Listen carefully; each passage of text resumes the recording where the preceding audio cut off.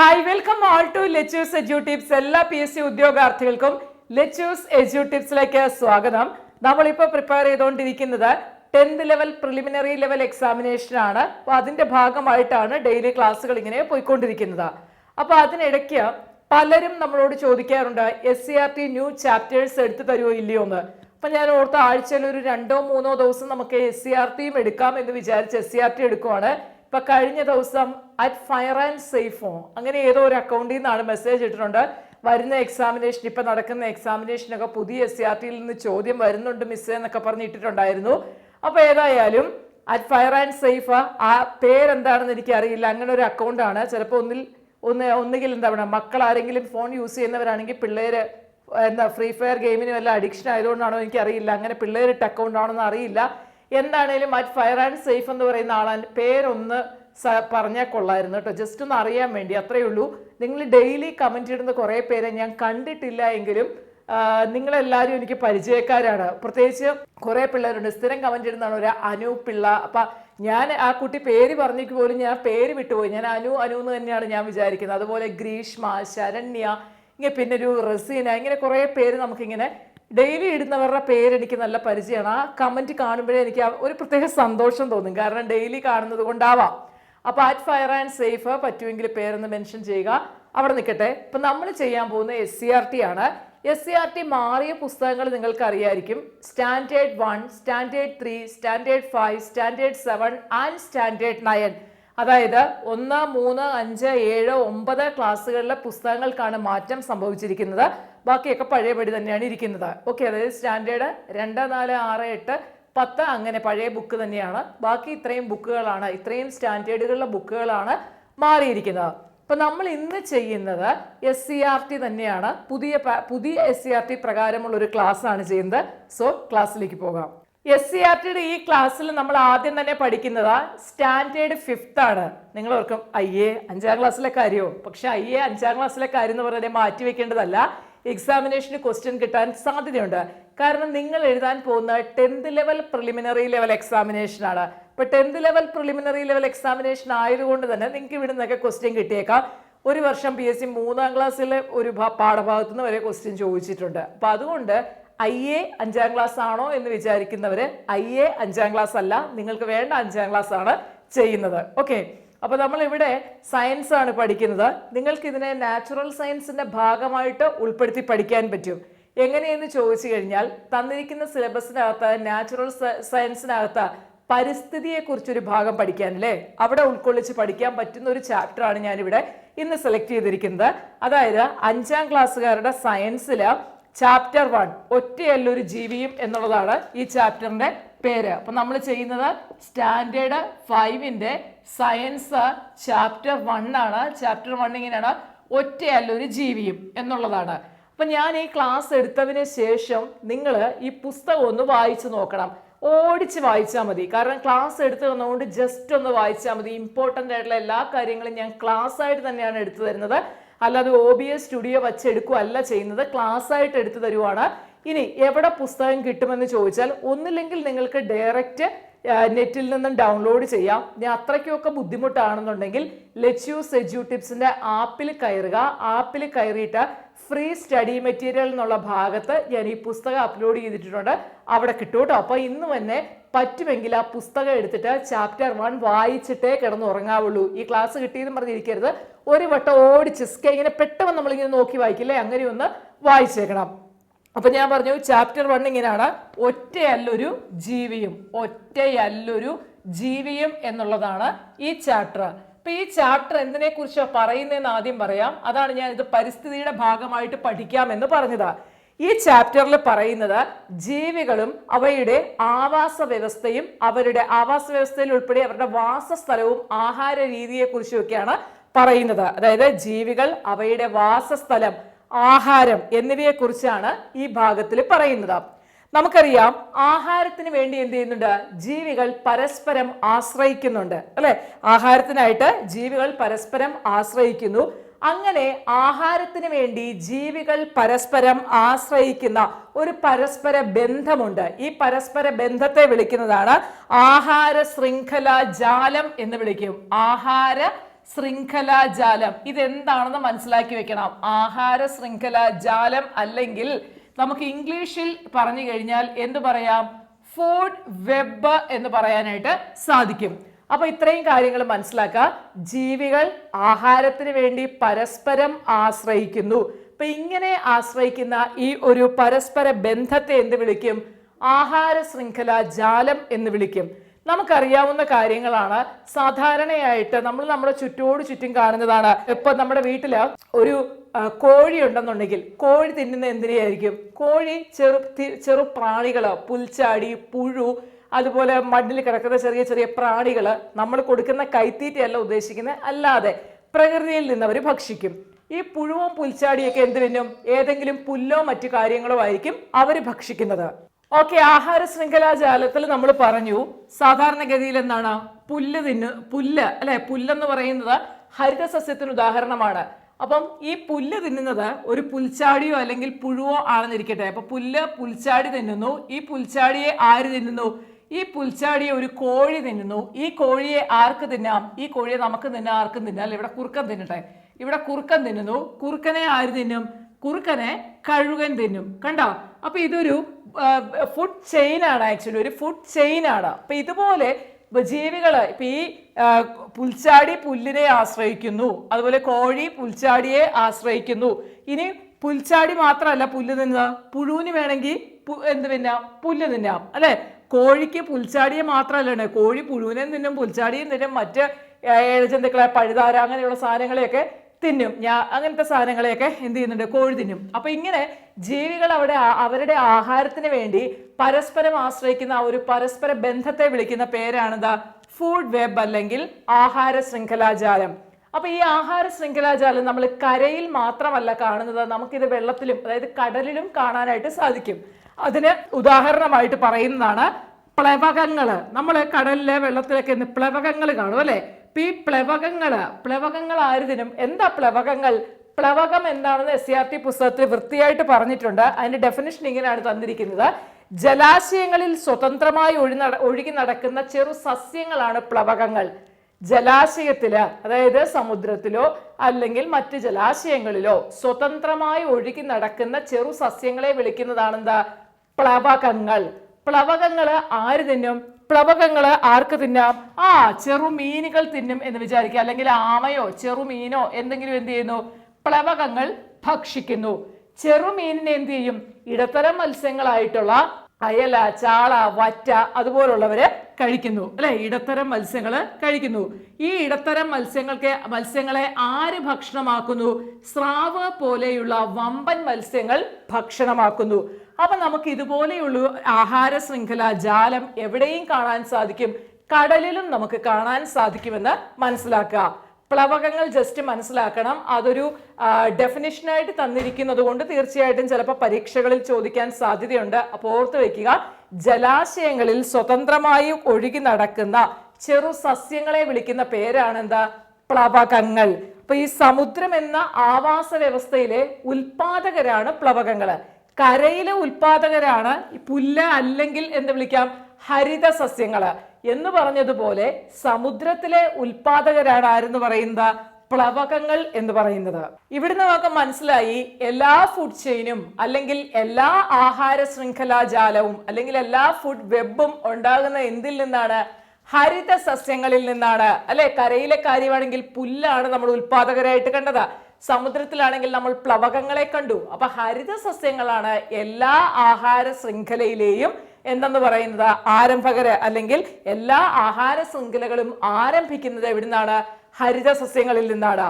ഇനി ഈ ഹരിത സസ്യങ്ങൾ അവരുടെ വളർച്ചയ്ക്കായിട്ട് എന്താ ചെയ്യുന്നതെന്നുള്ളത് മനസ്സിലാക്കുക. ഇപ്പൊ സസ്യങ്ങൾ എന്ത് ചെയ്യണം? നമ്മുടെ ശരീരം വളരണമെങ്കിൽ നമ്മൾ എന്ത് ചെയ്യുന്നുണ്ട്? ആഹാരം കഴിക്കുന്നുണ്ട്. അപ്പൊ എന്ന് പറഞ്ഞതുപോലെ ഹരിത സസ്യങ്ങൾ അവയുടെ ആഹാര നിർമ്മാണത്തിന് വേണ്ടിയിട്ട് കാർബൺ ഡൈ ഓക്സൈഡും ജലവും ഉപയോഗിക്കുന്നു. അതോടൊപ്പം സൂര്യനിൽ നിന്ന് ലഭിക്കുന്ന ഊർജവും കൂടി പ്രയോജനപ്പെടുത്തിക്കൊണ്ടാണ് എന്ത് ചെയ്യുന്നത്? ഹരിത സസ്യങ്ങൾ ആഹാരം നിർമ്മിക്കുന്നത്. ഈ പ്രക്രിയയെ വിളിക്കുന്ന പേരാണ് ഫോട്ടോസിന്തസിസ്, അല്ലെങ്കിൽ എന്ത് വിളിക്കും? പ്രകാശ സംശ്ലേഷണം. ഇതൊക്കെ നിങ്ങൾക്ക് അറിയാവുന്ന കാര്യമാണ്. പിന്നെ SCERT ആകുമ്പോൾ എനിക്കിത് പറയാതെ തരവില്ലല്ലോ, അതുകൊണ്ട് ഞാൻ പറയുന്ന കേട്ടോ. SCERTയുടെ ഈ ചാപ്റ്ററിൽ കിടക്കുന്ന സാധനം വിട്ടുകളയാൻ പറ്റില്ലല്ലോ. സോ അതുകൊണ്ട് പറയുന്നതാണ്. PSCക്ക് പഠിക്കുന്ന ഏതൊരാൾക്കും അറിയാം എന്താണ് ഫോട്ടോസിന്തസിസ് എന്ന് പറഞ്ഞു കഴിഞ്ഞാൽ. അപ്പൊ ഇത്രയേ ഉള്ളൂ. കാർബൺ ഡൈ ഓക്സൈഡ്, ജലം എന്നിവ ഉപയോഗിച്ച അതുപോലെ തന്നെ സൂര്യനിൽ നിന്നുള്ള ഊർജവും കൂടി സ്വീകരിച്ചുകൊണ്ട് ഹരിത സസ്യങ്ങൾ ആഹാരം പാചകം ചെയ്യുന്നതിന് നമ്മൾ എന്ത് വിളിക്കും? ഫോട്ടോസിന്തസിസ് എന്ന് പറയും. ഇത് 5ാം ക്ലാസ് ലെവലിൽ നിന്നാണ് ഇപ്പൊ ഇത് പറയുന്നത്. അതുകൊണ്ടാണ് ഇതിന്റെ ഡെഫിനിഷൻ ഇവിടെ ഒതുങ്ങുന്നത്. അപ്പൊ ഇവർ ഈ ഫോട്ടോസിന്തസിസ് ചെയ്യുന്ന സമയത്ത് നമ്മുടെ സസ്യങ്ങളുടെ ഇലകളിൽ ഒരു വർണ്ണകമുണ്ട് അല്ലെ. സസ്യങ്ങളുടെ ഇലകളിൽ കാണപ്പെടുന്ന വർണ്ണകമാണ് ഏതെന്ന് പറയുന്നത്? ക്ലോറോഫിൽ എന്ന് പറയുന്നത്. അല്ലെങ്കിൽ നമുക്ക് എന്ത് വിളിക്കാം? ഹരിതകം അല്ലെ, പച്ചപ്പ്. ഹരിതകം അല്ലെങ്കിൽ ക്ലോറോഫിൽ എന്ന് പറയുന്ന ഒരു വർണ്ണകം എന്തിലുണ്ട്? നമ്മുടെ സസ്യങ്ങളുടെ ഇലകളില് ഉണ്ട്. അപ്പൊ ഈ ഹരിത സസ്യങ്ങളുടെ ഇലകളിലെ ഹരിതകം അല്ലെങ്കിൽ ക്ലോറോഫിൽ എന്ന് പറയുന്ന വർണ്ണകമാണ് സസ്യങ്ങളെ ആഹാര നിർമ്മാണത്തിന് സഹായിക്കുന്നത്. ഓർത്തു വയ്ക്കുക, സസ്യങ്ങളെ ആഹാര നിർമ്മാണത്തിന് സഹായിക്കുന്ന ഇലകളിലെ വർണ്ണകമാണ് ഏതെന്ന് പറയുന്നത്? ഹരിതകം അതല്ലെങ്കിൽ ക്ലോറോഫിൽ. അപ്പൊ ഇലകളിലെ പച്ച നിറം എന്നുള്ള വർണ്ണകമാണ് എന്ത്? ഹരിതകം. ഓക്കെ, അപ്പൊ ഇലകൾക്ക് പച്ച നിറം, ഹരിതകം കൊടുക്കുന്ന ഏത് നിറമാണ്? പച്ച നിറമാണ്. അപ്പൊ ഇലകൾക്ക് പച്ച നിറം നൽകുന്ന വർണ്ണകമാണ് ഹരിതകം. അതുപോലെ തന്നെ SCERT പറഞ്ഞിട്ടുള്ള കാര്യമാണ് ഇലകൾക്ക് ചുവപ്പ് നിറം നൽകുന്ന വർണ്ണകം. ഓക്കെ, ചുവപ്പ് നിറം നൽകുന്ന വർണ്ണകമാണ് ഏത്? ആന്തോസയാനിൻ. ഓക്കെ, ആന്തോസയാനിൻ എന്ന് പറയുന്ന എന്താണ്? ചുവപ്പ് നിറം നൽകുന്ന വർണ്ണകമാണ്. ഇത് PSC ചോദിക്കാറുള്ളതാണ്. അതുപോലെ ഓറഞ്ച് നിറം നൽകുന്ന വർണ്ണകം അല്ലെ, ഓറഞ്ച് നിറം നൽകുന്ന വർണ്ണകമാണ് എന്ത്? കരോട്ടിൻ. ഓക്കെ, കരോട്ടിൻ ആണ് ഓറഞ്ച് നിറം നൽകുന്ന വർണ്ണകം. പിന്നെ അതുപോലെ ഇത് പുസ്തകത്തിൽ തന്നിരിക്കുന്ന അതേപടി പറയൂ കേട്ടോ. മഞ്ഞ നിറം നൽകുന്ന വർണ്ണകം സാന്തോഫിൽ. ഓക്കെ, മഞ്ഞ നിറം നൽകുന്ന വർണ്ണകമാണ് സാന്തോഫിൽ. അപ്പൊ നിങ്ങൾക്ക് മനസ്സിലായല്ലോ എന്തുകൊണ്ടാണ് ഇതൊക്കെ എടുക്കുന്നതെന്ന്. ഇതൊക്കെ PSCയുടെ പ്രീവിയസ് ഇയർ ക്വസ്റ്റ്യൻ ആണ്. PSC മുൻവർഷങ്ങളിൽ നമ്മളോട് ചോദിച്ചിട്ടുണ്ട് ചുവപ്പ് നിറം നൽകുന്ന വർണ്ണകമേത്? ആന്തോസയാനിൻ. മഞ്ഞ നിറം നൽകുന്ന വർണ്ണകമേത്? സാന്തോഫിൻ. അതുപോലെ ഓറഞ്ച് നിറം നൽകുന്ന വർണ്ണകമേത്? കരോട്ടിൻ. പച്ച നിറം നൽകുന്ന വർണ്ണകമാണ് ഹരിതകം അല്ലെങ്കിൽ ക്ലോറോഫിൽ. ഇത് മസ്റ്റായിട്ടും പഠിക്കണം. ഞാൻ പറഞ്ഞല്ലോ ഈ ക്ലാസ് കണ്ടു കഴിഞ്ഞാൽ ഉടനെ നിങ്ങൾ എന്ത് ചെയ്യുക? 5ാം ക്ലാസ്സിലെ SCERT പുസ്തകം എടുത്തിട്ട് ഫസ്റ്റ് ചാപ്റ്റർ വായിച്ചിട്ടേ കിടന്നുറങ്ങാവുള്ളൂ കേട്ടോ. ഞാൻ ചോദിക്കുന്ന ആൾ ആരൊക്കെ വായിച്ചു ഇല്ല എന്നുള്ള കാര്യം. പ്രകാശ സംശ്ലേഷണത്തെ കുറിച്ച് പറഞ്ഞു വന്നപ്പോഴാണ് നമ്മള് വർണ്ണകങ്ങളായിട്ടുള്ള ഹരിതകം അല്ലെങ്കിൽ ക്ലോറോഫിൽ, ആന്തോസയാനിൻ, കരോട്ടിൻ, സാന്തോഫിൽ എന്നിവയിലേക്ക് വന്നത്. വീണ്ടും നമുക്ക് ബാക്ക് ടു ഫോട്ടോസിന്തസിസ് അല്ലെങ്കിൽ പ്രകാശ സംശ്ലേഷണം. പ്രകാശ സംശ്ലേഷണം നമുക്കറിയാം. പ്രകാശ സംശ്ലേഷണത്തിന് വേണ്ടി ഉപയോഗിക്കുന്ന വാതകമാണ് ഏത്? Carbon dioxide. ആദ്യം പറഞ്ഞില്ലേ കാർബൺ ഡൈ ഓക്സൈഡ്, ജലം, സൂര്യപ്രകാശം എന്നിവ ഉപയോഗിച്ചാണ് ആഹാരം നിർമ്മിക്കുന്നത്. അപ്പൊ ഓർത്തു വെക്കുക, പ്രകാശ സംശ്ലേഷണത്തിന് വേണ്ടി ഉപയോഗിക്കുന്ന വാതകമാണ് കാർബൺ ഡൈ ഓക്സൈഡ്. എന്നാൽ എല്ലാ ജീവികളും ശ്വസനത്തിന് വേണ്ടി ഉപയോഗിക്കുന്ന വാതകമാണ് ഓക്സിജൻ. ഓക്കെ, അപ്പം ജീവനുള്ള എല്ലാ ജീവികളും എന്ന് പറഞ്ഞാൽ സസ്യങ്ങളും ശ്വസനത്തിന് ഉപയോഗിക്കുന്ന എന്താണ്? ഓക്സിജൻ ആണ്. പ്രകാശ സംശ്ലേഷണത്തിന് ഉപയോഗിക്കുന്ന വാതകം ഏതാണ്? കാർബൺ ഡൈ ഓക്സൈഡ് ആണ്. ഇപ്പൊ ശ്വസന ഫലമായിട്ട് ഇപ്പൊ നമ്മളെപ്പോലുള്ള ജീവികൾ ശ്വസിക്കുന്നതിന്റെ ഫലമായിട്ട് എന്ത് ചെയ്യുന്നു? കാർബൺ ഡൈ ഓക്സൈഡ് പുറന്തള്ളപ്പെടുന്നു അല്ലെ. നമ്മൾ ഇൻടേക്ക് ചെയ്യുന്നത്, അതായത് നമ്മൾ ശ്വസിക്കുന്നത്, ഇൻഹെയിൽ ചെയ്യുന്നത് ഓക്സിജനും നമ്മൾ എക്സെയിൽ ചെയ്യുന്ന എന്താണ്? അത് കാർബൺ ഡൈ ഓക്സൈഡുമാണ്. അപ്പൊ ശ്വസന ഫലമായിട്ട് കാർബൺ ഡൈ ഓക്സൈഡ് ഉണ്ടാകുന്നു. ഈ കാർബൺ ഡൈ ഓക്സൈഡ് എന്ത് ചെയ്യുന്നു? അന്തരീക്ഷത്തിൽ എത്തിച്ചേരുന്നു. സസ്യങ്ങള് പ്രകാശ സംശ്ലേഷണ സമയത്ത് അന്തരീക്ഷത്തിലുള്ള കാർബൺ ഡൈ ഓക്സൈഡും ഉപയോഗിക്കുന്നു എന്ന് ഓർത്തു വെക്കുക. ഇനി അന്തരീക്ഷത്തിലുള്ള ഈ വായു സസ്യങ്ങളിലേക്ക് എത്താനായിട്ട് അവയെ ഏറ്റവും കൂടുതൽ സഹായിക്കുന്ന അവയുടെ ഇലകളാണ്. അതായത് സസ്യങ്ങളുടെ ഇലയില് സൂക്ഷ്മ സുഷിരങ്ങൾ കാണപ്പെടുന്നുണ്ട്. സസ്യങ്ങളുടെ ഇലയിൽ കാണപ്പെടുന്ന സൂക്ഷ്മ സുഷിരങ്ങളെ വിളിക്കുന്ന പേരാണ് എന്താ? സ്റ്റൊമാറ്റ അല്ലെ, സ്റ്റൊമാറ്റ. സസ്യങ്ങളുടെ ഇലകളിൽ കാണപ്പെടുന്ന, അറിഞ്ഞു വെക്കണം, സസ്യങ്ങളുടെ ഇലകളിൽ കാണപ്പെടുന്ന സൂക്ഷ്മ സുഷിരങ്ങളെ വിളിക്കുന്നതാണ് സ്റ്റൊമാറ്റ എന്ന് വിളിക്കും. അപ്പൊ ഈ സ്റ്റൊമാറ്റയിലൂടെയാണ് എന്ത് ചെയ്യുന്നത്? അന്തരീക്ഷ വായു സസ്യങ്ങളുടെ അകത്തേക്ക് പ്രവേശിക്കുന്നത്. ഓക്കെ, അതായത് പ്രകാശ സംശ്ലേഷണ സമയത്ത് സസ്യങ്ങൾ കാർബൺ ഡൈ ഓക്സൈഡ് ഉപയോഗിക്കുന്നു എന്ന് നമ്മൾ പറയുന്നു. അപ്പം ഈ ഇലകളിലെ സൂക്ഷ്മ സുഷിരങ്ങളിലൂടെ എന്ത് ചെയ്യുന്നു? അന്തരീക്ഷത്തിലെ വായു സസ്യത്തിനകത്തേക്ക് പ്രവേശിക്കുന്നു. അതുപോലെ തന്നെ പ്രകാശ സംശ്ലേഷണ ഫലമായിട്ട് കിട്ടുന്ന ഉപോൽപ്പന്നമായിട്ടുള്ള ഓക്സിജൻ എന്ത് ചെയ്യുന്നു? ഈ സുഷിരങ്ങളിലൂടെ തന്നെ പുറന്തള്ളുന്നുവെന്നും ഓർത്തു വെക്കുക. പിന്നെ ഇനി പറയുന്നത്, ഈ ഒരു ചാപ്റ്ററിൽ പറയുന്നതെന്ന് പറഞ്ഞു കഴിഞ്ഞാൽ പാരസൈറ്റ്സ്, എപ്പിഫൈറ്റ് എന്നിവയെ കുറിച്ചുള്ള കാര്യങ്ങളാണ്. അപ്പൊ അത് നിങ്ങൾ പഠിച്ചു വെക്കേണ്ട ഒരു ടോപ്പിക്കാണ്. അതിലേക്ക് പോകാം. നമുക്ക് ചുറ്റുമുള്ള ഹരിതസസ്യങ്ങളെ നമുക്ക് നിരീക്ഷിച്ചാൽ അറിയാം. ഉദാഹരണം മാവ്, തെങ്ങ്, പ്ലാവ്, ആഞ്ഞിലി എന്നിങ്ങനെയുള്ള മരങ്ങളൊക്കെ നമുക്ക് ചുറ്റുമുണ്ട്. അപ്പൊ ഈ ചുറ്റുമുള്ള ഈ മരങ്ങളെ നിരീക്ഷിച്ചാൽ അറിയാം ഇവയ്ക്ക് വേണ്ട ആഹാരം എന്ത് ചെയ്യുകയാണ്? സ്വയം പാകം ചെയ്ത് എടുക്കുകയാണ് ചെയ്യുന്നത്. അല്ലാതെ ഇവരിത് ആരുടെയും കയ്യിൽ നിന്ന് പോയി മോഷ്ടിക്കുക, ഒരാൾ ഉണ്ടാക്കിയത് പിടിച്ചു വാങ്ങുകയൊന്നുമല്ല ചെയ്യുന്നത്. എന്നാൽ നമുക്ക് നമ്മുടെ വീട്ടിൽ നമ്മളിപ്പം എന്താ പറയുന്നത്, ഇപ്പോഴത്തെ ഒരു ട്രെൻഡ് അനുസരിച്ച് നമ്മൾ നല്ലപോലെ ചെടികളൊക്കെ വെച്ച് പിടിപ്പിക്കുന്നവരാണ് അല്ലേ. ഓർക്കിഡ് നമ്മുടെ ഗാർഡനിലെ ഒരു പ്രധാനപ്പെട്ട സാധനമാണ്. അപ്പൊ ഈ ഓർക്കിഡിനെ നമ്മൾ എന്താ ചെയ്യുന്നത്? ഏതെങ്കിലും ഒരു വൃക്ഷങ്ങളിലൊക്കെ കൊണ്ട് ചെയ്യുമല്ലേ ചെയ്യുന്നത്. അതിലിങ്ങനെ കെട്ടിവെച്ചിട്ടൊക്കെയല്ലേ നമ്മൾ വളർത്തി കൂടുതലും എടുക്കുന്നത്. അപ്പം അതുപോലെ തന്നെ നമ്മൾ മരവാഴ കാണാറുണ്ട്. പിന്നെ മൂടില്ലാത്താളി, മാവിലൊക്കെ ഇത്തിൽ കണ്ട് പിടിച്ച് കിടക്കുന്നത് കാണാം. ഇവരൊക്കെ എന്ത് ചെയ്യുന്നുണ്ട്? ഇവരൊക്കെ എങ്ങനെയാണ് ആഹാരം പാകം ചെയ്യുന്നതും കൂടി നമ്മളൊന്ന് അറിഞ്ഞു വെക്കണം. കാരണം ചില വർഷങ്ങളിൽ ഉദാഹരണമൊക്കെ ചോദിക്കാറുണ്ട്. അപ്പൊ അതിന്റെ ഭാഗമായിട്ട് നമുക്ക് പഠിക്കാം. മരവാഴ എടുക്കാം. മരവാഴ, ഓർക്കിഡ് എന്നിങ്ങനെയുള്ള ഇതേപോലത്തെ സസ്യങ്ങൾ എന്ത് ചെയ്യും? വേറെ ഏതെങ്കിലും മരത്തെ ഇങ്ങനെ ചുറ്റിയായിരിക്കും വളരുന്നത്.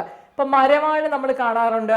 ചിലപ്പം ഏതെങ്കിലും മരങ്ങളിലൊക്കെ ഇങ്ങനെ നിന്നിട്ട് അതിനെന്തുണ്ടാവും? മരത്തെ ഇങ്ങനെ പിടിച്ച് കിടക്കുന്നത് കാണാം. അപ്പൊ ഈ മരവാഴയ്ക്കൊക്കെ അത്യാവശ്യം നല്ല വേരുകൾ കാണാം. ഈ വേര് എന്ത് ചെയ്യുന്നുണ്ട്? അന്തരീക്ഷത്തിൽ നിന്നും എന്ത് ചെയ്യുന്നു? ഇത് ഒരു മരത്തെ ആശ്രയിച്ചാണ് ജീവിക്കുന്നതെന്നുണ്ടെങ്കിലും ഈ വേര് അന്തരീക്ഷത്തിൽ നിന്നും എന്ത് പറയുന്നു? ഈർപ്പം വലിച്ചെടുക്കുന്നുണ്ട് അല്ലെ. മരവാഴയുടെ കേസാണ് പറയുന്നത്. മരവാഴ ഒരു മരത്തിലാണ് അധിവസിക്കുന്നതെന്നുണ്ടെങ്കിൽ അപ്പൊ അത് ജീവിക്കുന്ന മരത്തെ നമുക്ക് ആതിഥേയ സസ്യം എന്ന് പറയാം. മരവാഴ അതിഥിയും അത് ജീവിക്കുന്ന ആതിഥേയ സസ്യമാണ്. ആതിഥേയ സസ്യത്തിൽ അതിങ്ങനെ ജീവിക്കുവാണെങ്കിലും അതെന്ത് ചെയ്യുന്നു? അതിന്റെ വേരുപയോഗിച്ച് അന്തരീക്ഷത്തിൽ നിന്ന് ഈർപ്പം വലിച്ചെടുക്കുന്നു എന്ന് പറഞ്ഞാൽ അതിനൊരു വാസസ്ഥലത്തിന് വേണ്ടി മാത്രമാണത് ആതിഥേയ സസ്യത്തെ ജീവിക്കുന്നത് അല്ലെങ്കിൽ ആശ്രയിക്കുന്നത്. അതിന്റെ ആഹാരം അത് വെളിയിൽ നിന്ന് എടുക്കുവാന്ന് പിടികിട്ടിയോ? അത് അതിന്റെ വാസസ്ഥലം താമസിക്കാൻ വേണ്ടി മാത്രമാണ് ആ മറ്റേ ആതിഥേയ സസ്യത്തെ ആശ്രയിച്ചിരിക്കുന്നത്. അപ്പൊ ഇങ്ങനെ ഉള്ള സസ്യങ്ങളെ നമുക്ക് എന്ത് വിളിക്കാം? എപ്പിഫൈറ്റുകൾ എന്ന് പറയാം. എപ്പിഫൈറ്റുകൾ. ഓക്കെ, എപ്പിഫൈറ്റുകൾ. അപ്പൊ എപ്പിഫൈറ്റുകൾക്ക് ഉദാഹരണമായിട്ട് പറയുന്നതാണ് മരവാഴ. അതുപോലെ തന്നെ നമ്മൾ എന്ത് പറയാറുണ്ട്? ഓർക്കിഡ്. സാധാരണ നമ്മൾ ചില ആൾക്കാരെ കളിയാക്കാൻ ഉപയോഗിക്കുന്ന ഒരു പേരല്ലേ മരവാഴ. ഓ, ആ മരവാഴയോട് പറഞ്ഞിട്ട് കാര്യമില്ല എന്നൊക്കെ പറയാറില്ലേ. വിടുക. അപ്പൊ എപ്പിഫൈറ്റ് ഇതാണ്. മരവാഴ, ഓർക്കിഡ് പോലെയുള്ള സസ്യങ്ങള് ആതിഥേയ സസ്യങ്ങൾ വാസസ്ഥലത്തിന് വേണ്ടി മാത്രം ഉപയോഗപ്പെടുത്തുകയും അവയുടെ വേരുപയോഗിച്ച് അന്തരീക്ഷത്തിൽ നിന്ന് ഈർപ്പം വലിച്ചെടുത്ത് ആഹാരം പാകം ചെയ്ത് ജീവിക്കുകയൊക്കെ ചെയ്യുന്ന സസ്യങ്ങളാണെന്ത്? എപ്പിഫൈറ്റുകൾ എന്ന് പറയുന്നത്. ഇനി വേറെ ഉണ്ട് പാരസൈറ്റ്സ്, പരാദങ്ങൾ എന്ന് പറയും. രണ്ട് രീതിയിലുള്ള പരാദങ്ങളുണ്ട്. അർദ്ധപരാദങ്ങളും ഉണ്ട്, പൂർണ്ണ പരാദങ്ങളും ഉണ്ട്. ഇപ്പൊ പൂർണ്ണ പരാദം എന്ന് പറഞ്ഞു കഴിഞ്ഞാൽ ആതിഥേയ സസ്യത്തിൽ നിന്ന്, അതായത് അത് ജീവിക്കുന്ന സസ്യത്തിൽ നിന്ന് പൂർണ്ണമായും ജലവും ലവണങ്ങളും വലിച്ചെടുത്ത് ജീവിക്കുന്നതാണ് എന്താ?